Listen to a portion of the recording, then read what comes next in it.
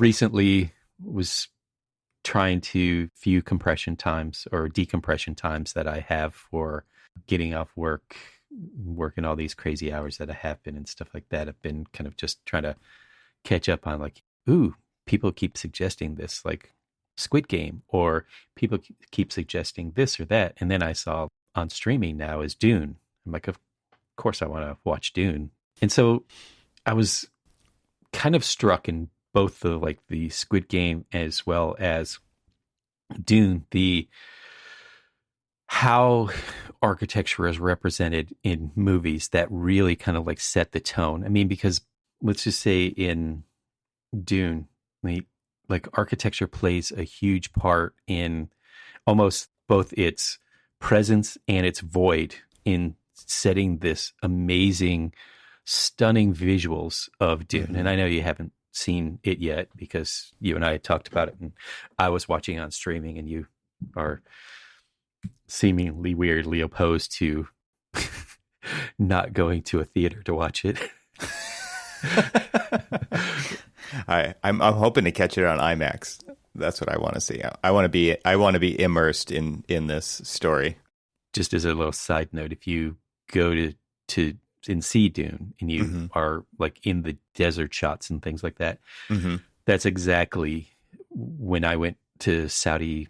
I guess it's like about a month and a half ago now, or even longer, really. And that was literally like the landscape that I was in.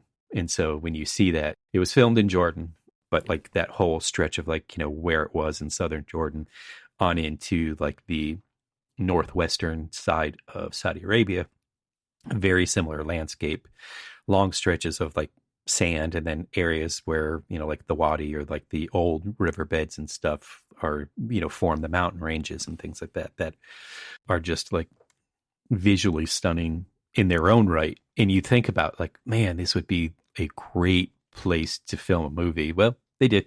Yeah. Found the right movie.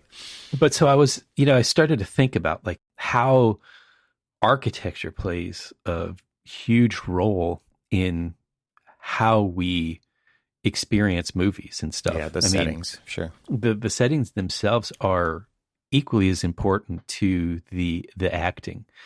Mm-hmm. And I just did kind of like this quick Google search of like architecture in movies. Mm-hmm. And then of course it comes up with like the actual like movies about architects or movies about architecture itself, like specific places and stuff, like the Frank Gehry documentary, like the My Architect movie, and all of these other ones.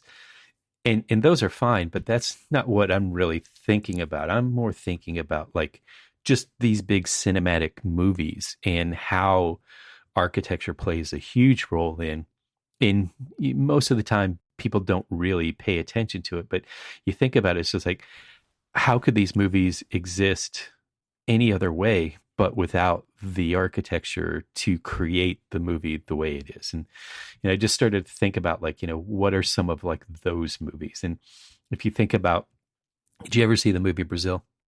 I slept through that a long time ago, so no. Okay. But I know the visual kind of style that you're talking about, though. Yeah. So, and even like, let's go so far as to say. By the way, I sleep through most movies, and I have to watch them another time. So it's just a thing with me. So don't feel like personally offended for that one movie. Oh no, that's fine. That's fine. Did you sleep through Blade Runner? I did, actually. Yeah. Okay, I have awesome. My wife's like, you just watched that, because I was like, oh look, Blade Runner's on Netflix, the director's cut, and she's like, you just watched that. I'm like, no, I didn't. I watched about 15 minutes of it. Okay, so did you sleep through Gattaca? No, I know Gattaca. I mean, actually, What's funny is one of the main buildings in Gattaca was at my alma mater. It's called the CLA building. It's a Antoine Predock building. Oh, yeah. On the campus of Cal Poly. Yeah. Yeah, I know that one.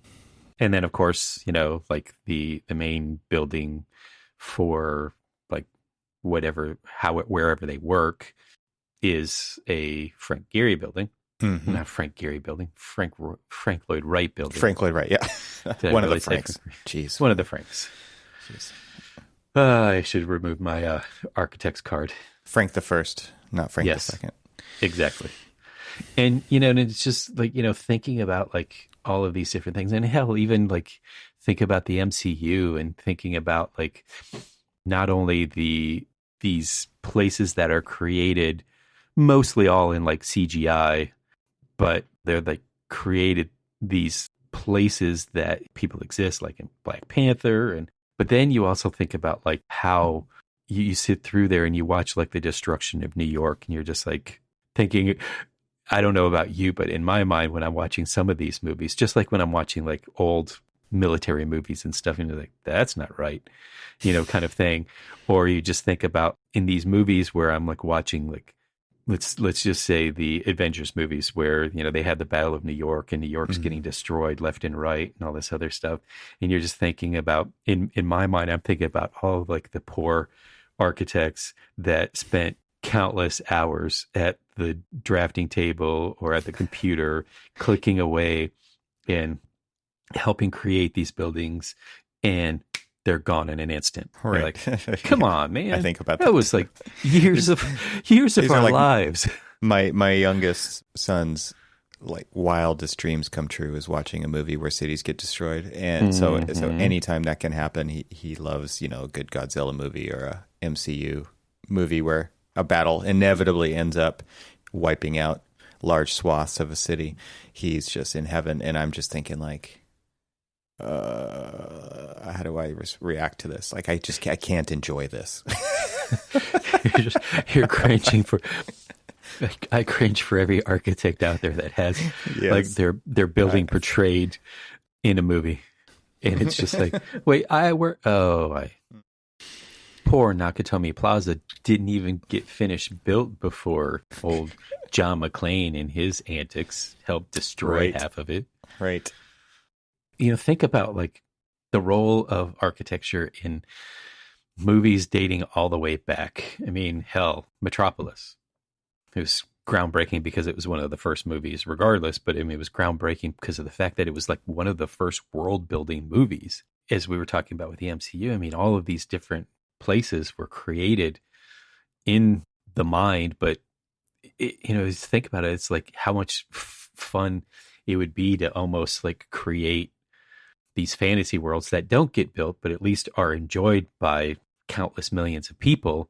I mean, we love the fact that when we create a building, that we're creating buildings and places and environments that we may never, ever see or fathom the however many people will ever be in these places experiencing these things. And then it's like a part or a piece that creates this larger environment.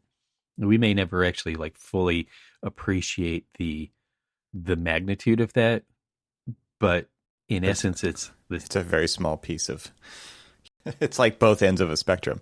You can't fathom how many people will, and then you look at the whole thing, and it's like it's actually a pretty small piece. It is, but I was more thinking it in the way of like how it relates to movies. It's just like they're creating all of these places. Like I'd love to live in the neighborhood where the Incredibles lived. I thought for sure you were going to say Hobbit Town. Although my daughter would definitely love to live in Hobbiton. Yes. she actually just decided that she's seen bits and pieces here and there and stuff, and so I guess they'd been talking about the Tolkien books, and I think they might even be. I mean, talk about world building, right? And yeah, exactly. About world building and think about like the effort. I'm curious about like how many architects were employed to help create that, or people who had gone to architecture school that had gone into visualization to help kind of like create these worlds for these places. But I mean, there's like 15 weeks of movies right there. Yeah. I mean, I was thinking Star Wars when you first were talking about it. Yeah. Not more than singular world building, but lots of different worlds and different scenes and settings that are very different from each other. It's interesting to think about. It makes me think about the metaverse, like this whole talk about this online version of new worlds and VR and immersive experiences and the opportunities for architects therein. Because you're talking about like this excitement that you would have to create worlds that tons and tons of people could experience. And I almost feel like the people who are set designers and concept artists for movies and video games have they're going to have a better opportunity to create those than architects are, because we're so heads down on current projects. Mm-hmm. I think as an industry, we don't really think about other opportunities like that unless you leave the quote unquote profession, right? You leave it. You don't really leave it, but like that's how architects think about it is, you go off into some adjacent career path, creating worlds and environments for video games or for movies or whatever. And you could potentially have a much larger impact than you could as an architect, right? Because it takes so long to get to the point where you actually can make a difference in architecture or make an impact in architecture because you're drawing bathroom details for years, right? Or whatever. Right. So it's not that exciting or attractive for a younger career building, situation. It's interesting to think about it that way. A lot of people have left the industry to go pursue those kinds of opportunities. I wasn't really sure where the conversation was going to go with this, other than the fact that I was just like struck by like all these like stunning, beautiful visuals. But you're actually absolutely right that think about like how many people could be and probably are influenced, or even architects who are influenced by like this amazing creativity and imagination that's created by movies. By people who make movies, right?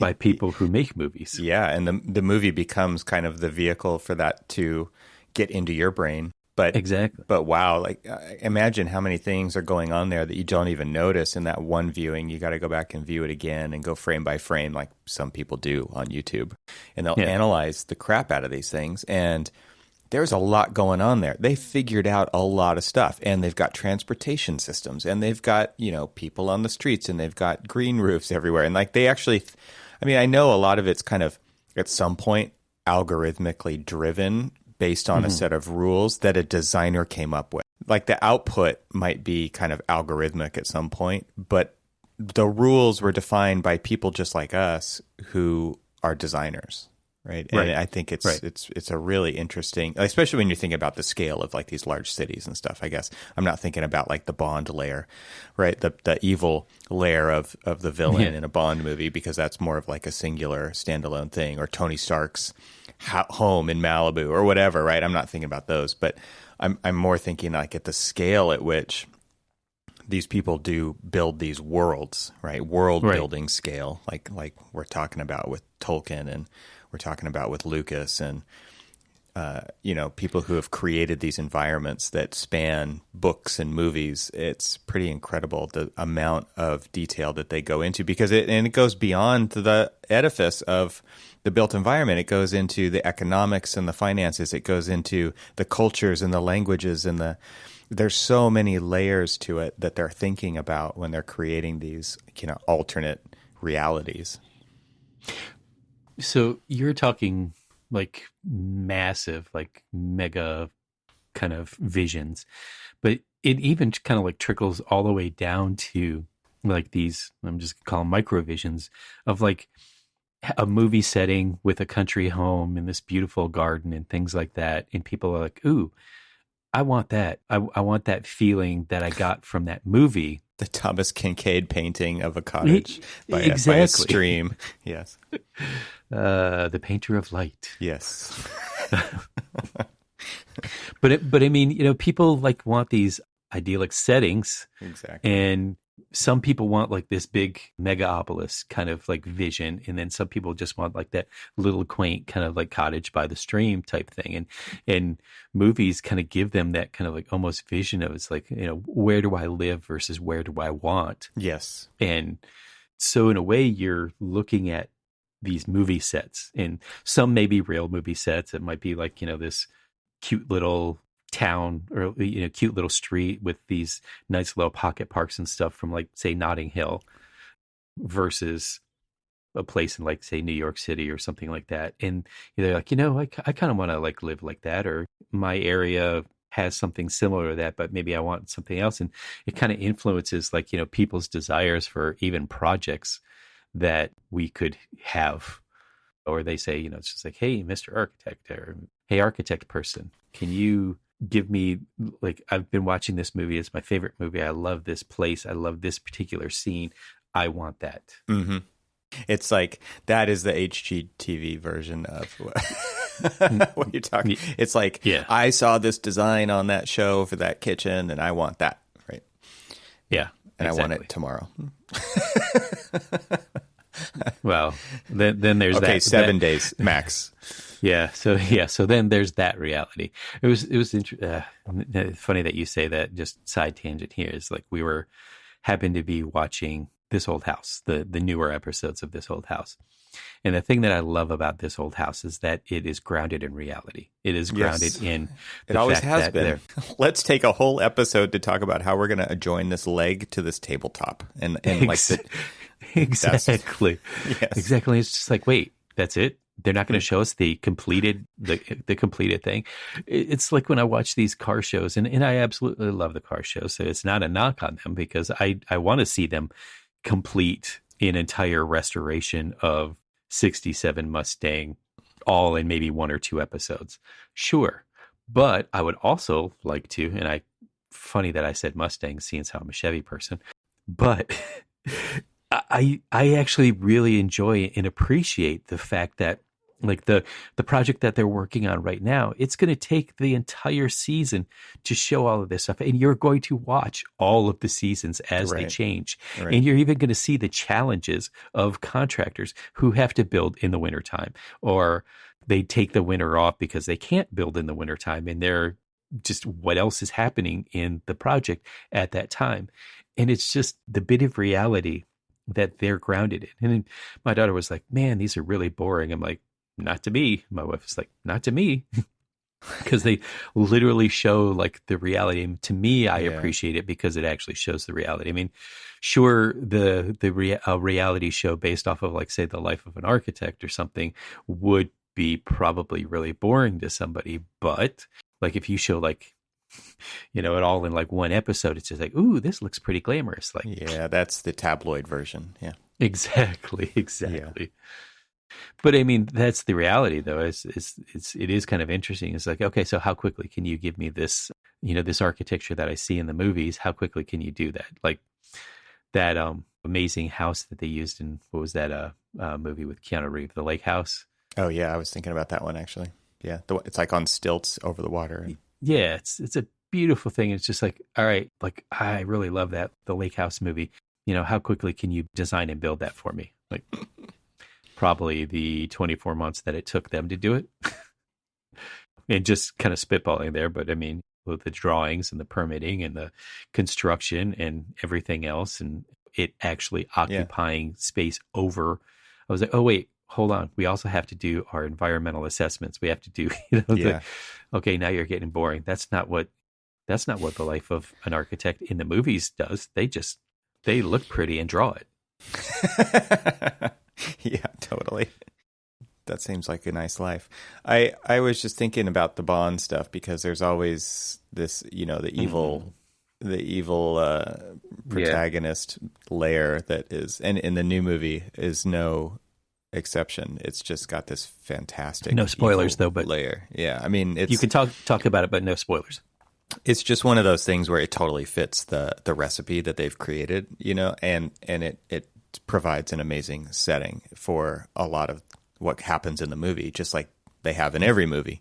So they're not straying from kind of that key component to the Bond series. But I've often been struck by those, right? And obviously they've been highly influential on a lot of architecture over the decades. But, you know, you think about like the John Lautner, like the Elrod House has been in the Bond movies as a great layer. And there's so many that are bigger than kind of typical houses as well. But, you know, these kind of bases or installations that are off in the jungle somewhere or whatever. And they've like you kind of started off this chat saying, you know, they kind of create this backdrop, this framework for things to happen.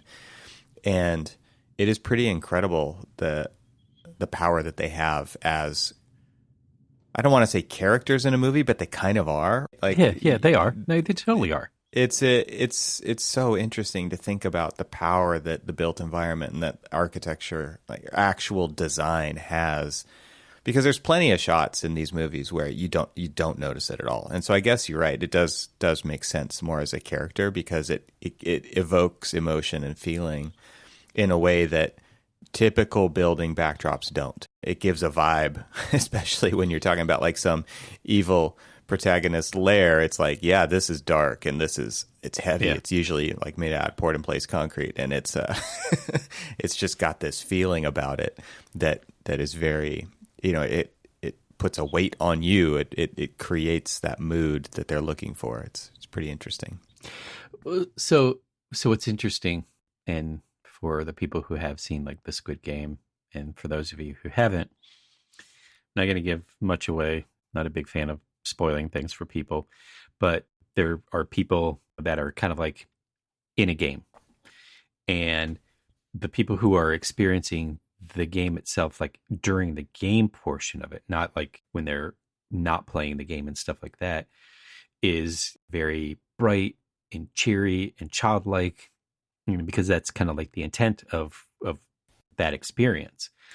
And so you see the architecture created for that particular feeling, and it is very bright and airy and childlike and everything else. And then you've got the parts where they're kind of like all in this almost like open dorm area, and it's interesting to see the way that they arrange like the beds and like everything else, and it's still very architectural. And then like when you go to like the backdrop of like the people who are running this game, it's darker, it's mysterious, it's got like all these different twists and turns and long corridors, and like everything else about it is so very, so each part of this is like, it takes on the persona of the characters who are occupying the space, or the intent of the occupation of that space. And then it also just like, it creates this, it is the character that creates this sense of ominous feeling within the, what you're watching in the movie. I mean, you can't say that you're going to the dark bond cavernous like evil layer without setting the stage, without setting the visuals, without like creating that dark, ominous, evil layer kind of feeling. And the stage setting for that is essentially kind of what we do, is we try to set the stage for, okay, well, this is an office building, so we set the stage for the office building. I mean, I go back to a comment that you made earlier, is that we're so bogged down in the details of like bathroom details and stuff like that, we lose a little bit of creativity and funness, and maybe, and yes, I know funness isn't a word, but whatever. Show title. But, yeah, but it really, we could stand to use a little bit of that creativity, that stage setting, that kind of like character building for our architecture. Because then maybe, like just creating a building, an office building, wouldn't seem so, I got to go to work in my old drab office building. It's like, hey, I got to go to work in my awesome Brighton. I get to go to work in this building. From got to get to, yeah. Exactly.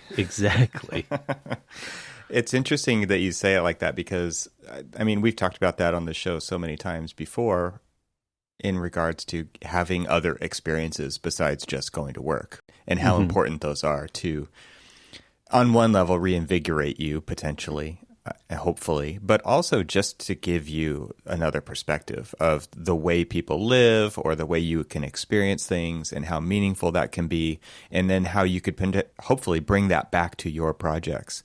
And that is coming from a place of privilege as a building designer. I understand. Yeah. I get it that most people in firms don't get to have that impact, and that is shameful of our profession. I don't know how to fix that either. So it is non-inclusive or exclusive to the majority of the people working in these firms who do that. And so I don't know that it's appropriate advice.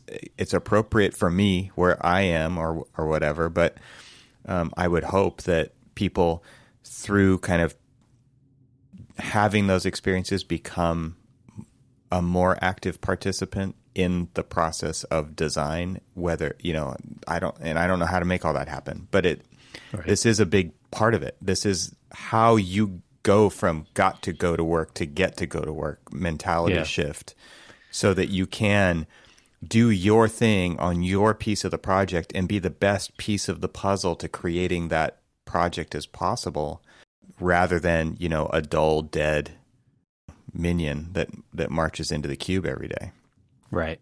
Well, a lot of that, and again, you said that, you don't know how to fix it, nor do I, but I mean, there is a sense of most people don't think this is broken, man. Like that's the shame. And that's the thing. But, when we say most people don't think that it's broken, it starts all the way from the client who says, and that client may be a developer, and they're like, that developer says that, this area needs X amount of office space or X amount of like multifamily or whatever.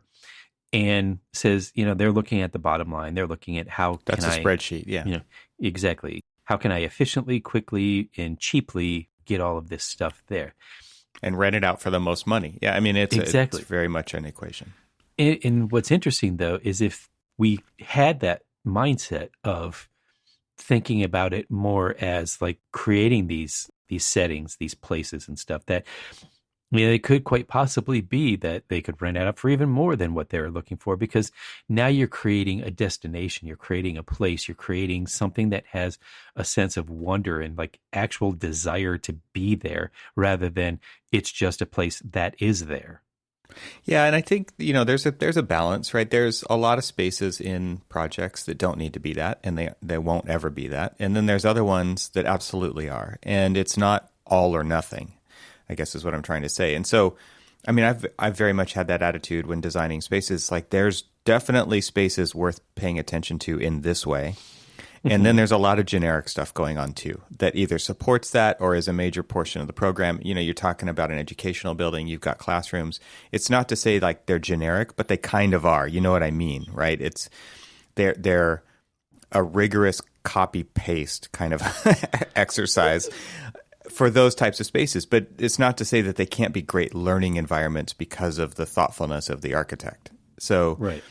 Because they absolutely can be, and they should be, right? Like our kids deserve that, so that they are inspired to learn, because they probably aren't going to be self-motivated in many regards to do that on their own, right? Or to facilitate that process to happen in a better way, whether that's through the space itself, through the flexibility of that space, through the daylighting of that space, or the technology in that space, and all the layers that go through making them. But there are definitely places in buildings that can be those places that you're talking about, where it's like, and most of the time it's relegated to the exterior, which is crazy, right? Because it's not where you spend your time in these buildings.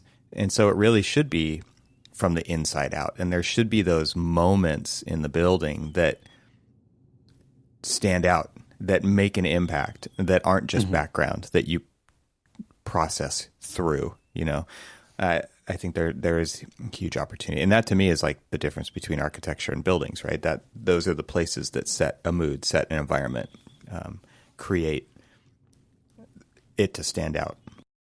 I both agree with you and sadly or woefully disagree, because I sort of wish that like yes, we understand that an electrical room is not going to be this picturesque place to be, and those are the supporting spaces that I think of. But I mean, even so far as to say, let's make a really nice bathroom, because we spend time in bathrooms, and why do we not deserve to have a really nice bathroom, even if it's a group toilet scenario? I mean, can't people use those as kind of like an escape sometime from the cubicle, which is sad. Yeah, I know. I know.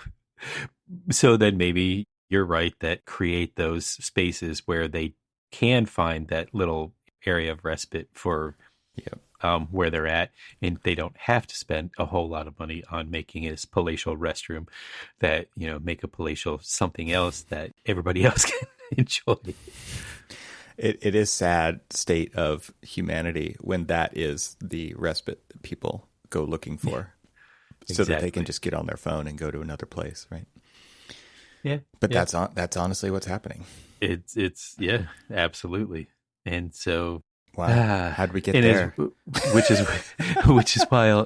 is why a lot of people go to the movies. It is. It actually is. I mean, that's the escape, and that's why people sit down in front of their TV every night and turn it on, and and to escape.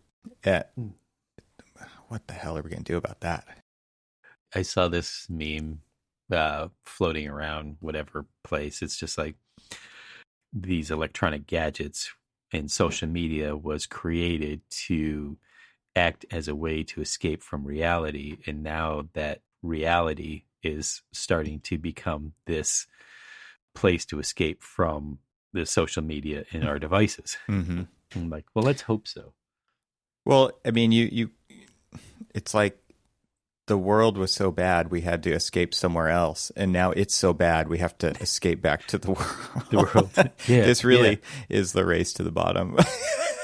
Yeah. Let's hit it from every angle. Ended up in a dark place there. Go see a movie. I'm going to go see Dune. Yeah. Go see a movie. Go enjoy. Yeah, definitely enjoy Dune. It is just this. I mean, your youngest will enjoy some destruction. I think there's something for everyone in this movie. That's what I've heard. There's definitely something for everybody, and it is Denis Villeneuve, who had also recently did the newer sequel to Blade Runner. Okay. I can't remember I think it's like 2049. Blade Runner. Yeah. Okay. Well, there you go. I know that, but I haven't seen it. So yeah. Well, I mean, and the thing about it is that again, it's this, just like the original Blade Runner, architecture plays an enormous part in the storytelling, and just the way that the feeling that's created around the mood of the scene is supported, or it could only, the mood could have only been created by the architecture. And so the architecture is a huge supporting cast member of both the Blade Runners as well as Dune. And I think that it's kind of amazing. I mean, it is definitely, if you think about it, it is definitely a lot like the world building that occurred in Star Wars. It's like every character had a supporting architectural element to them that reflected their character, reflected who they were, whether it was the pageantry of the emperor or kind of like the kind of like modest upbringings of, say, Luke Skywalker. I was thinking about that, like a very old Western feeling. Yeah. And it was just like kind of showing, we talked about this a little bit, it's just like this like what I saw in Saudi Arabia is like, you saw like this very westernized version of what you would expect, all the way down to like, here are the farmers living the way you would expect probably farmers to live. And there was like this interesting kind of like, or even down to like the Bedouin tents and things like that. And it's just like everybody has like this kind of like architecture that responds to who they are, what they do, kind of that kind of thing. And these movies have created this backdrop that without kind of like, even back to like you were saying that these were designed by people who may not be in the industry, or they might have been in the industry, but they've got like all of this creative license to kind of like take it, well above and beyond what we do on a daily basis. It's this opportunity to just kind of like create and detach and like, just absorb and assume personas that otherwise we don't necessarily fully get the opportunity to do. It is inspiring. It for sure is. I'm excited. I know that it's going to be a visually impactful movie. Yeah. Oh, and it very much is. And in that way, I mean, just there's a lot of movies like that, and they're like that in very different ways, right? It's and to think about the next generations of architects that are coming. It's interesting because I don't think we think about it this way very often, because it's interesting to think like the first person who goes to Mars is probably already graduated high school, or they're in high school right now, right? Right. Well, who are the next generations of architects, and where are they? And they're the ones who are growing up Right. in these video games, inhabiting the kinds of worlds that you're talking about on a daily basis. And think about the educational process they're going to go through and what they're going to be building for their projects compared to what we did in ours. Yeah. And the tools that they have to explore those kinds of things are incredible compared to what we had. And I'm not trying to put down our experience versus theirs. They're just very different. It's the evolution. It is. And it's happening outside of architecture. And that is the sad part for me. We, as an industry, are not driving this. It is coming from all of these other places who are racing to be the first ones to figure it out. And we are dragging our heels. And I don't know why. I just don't know. There is no good reason. And all I can think is that it's because we can't get our heads out of our "this is my project right now" asses. To step back and look at all that, because that, to me, like, there's an incredible potential for the future of this, and we have to figure out ways to be a part of steering how they get to us in the future. And I'm not just saying like enable them once they get here with all of this other great inputs that they've had throughout the years, but how do we help them get here and be able to use it to jump off and have architecture be valuable? But see, so here's the problem of that, and which is interesting, is because like the architecture of today is being created by yesterday's architect. And the architecture of tomorrow is going to be created by the architects of today. And then we're always seeming to be one step behind where we are with what we're doing. And it's and so you're right. I mean, if the next Mars explorer is, either just graduating or still in high school, future architect is in high school or maybe in middle school, and they're growing up with this different kind of like vision of the world, of the technologies, of everything else. When they get to this stage of where they're able to like have an influence on architecture, they're still playing from behind, because they're playing from where they came from, not where they are, or not where they're going. And because where they are is still kind of like a step behind where they want to go. And so we're never like a futurist. I mean, even though we're super optimistic and always thinking about what's next and how we're going to, but very just a little ways out, just a little ways out. So conversation we were having with the client and everything else, which just for some reason seems to somewhat frustrate me. And I think it's very, apropos to what we're talking about now, is just the term future proofing. Like, really? We want to make sure that we're future proofing this institution or this space or this office building and stuff.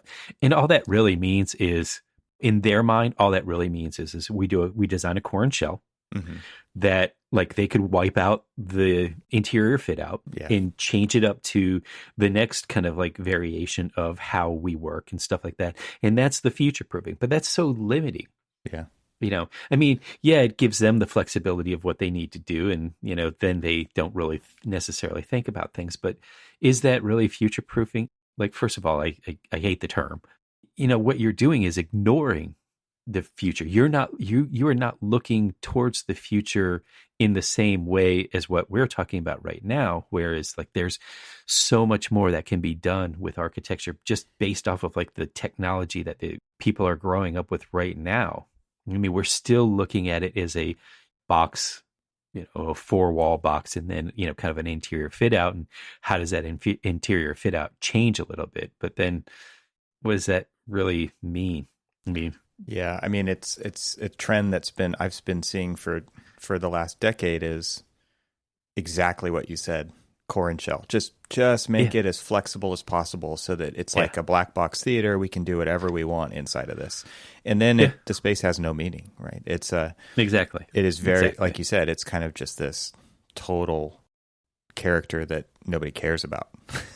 Right. And then it's a tool. And I think with the institutional clients that you're referencing here, it very much is it's just a tool. It's just a way to get their business accomplished. And it's not seen. I guess it's also because people don't understand the potential of what architecture can do, and why. How can they? They don't experience it very often. Right. Well, they technically experience it every day.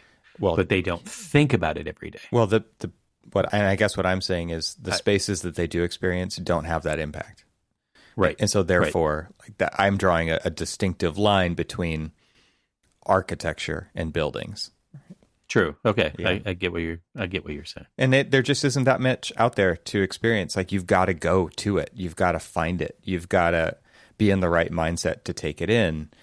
Like, you can't be doing something else, right? So it is not a thing that people necessarily intentionally seek out to do and to understand, and nobody's teaching them how. I mean, they're seeing it as backdrop. They're not experiencing it as an emotive thing, right? So it's I don't know, man. Is this a losing battle? I don't know, because if ultimately we're just going to be laying out generic space after generic space with corridor down the middle, what's the point? Is the point always just to build more? I don't know if that's interesting or not. You don't need an architect for that. So it is kind of tricky to think about. I mean, it's very tricky to think about, because that's also what the builders want to build, is generic space after generic space that because can be future proofed. Yeah. It's funny that it's funny that you talk about that future proofing, because it's like, we want a future proof building, but we don't want to maintain anything. So yeah, we're not gonna do the things that it takes to make this building last that long. That's somebody else's problem.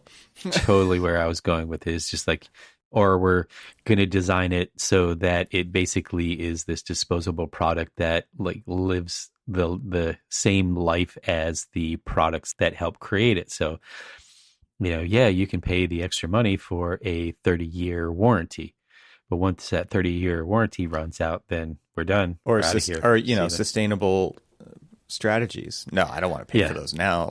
But the ROI happens in this X many years, and this is a 50-year build. This is a 3X, 4X building. What? And no. And that's the reality of future proofing, if we want to really say it is. Things that actually make this building last into the future. Mm-hmm. It is not this, let's just go ahead and a better future. Yeah. Yeah. Man, all I wanted to do was talk about movie buildings. And cut. Thanks for listening. This show is part of the Gable Media Podcast Network. See all the shows at gablemedia.com. That's GABLMEDIA.com. You can help support what we're doing here by leaving a 5-star review on Apple Podcasts to help get the word out, and don't forget to share it with your friends. We'd love to hear from you, so leave a comment on the website at archispeakpodcast.com, where you can find our entire catalog of shows. Talk to you soon.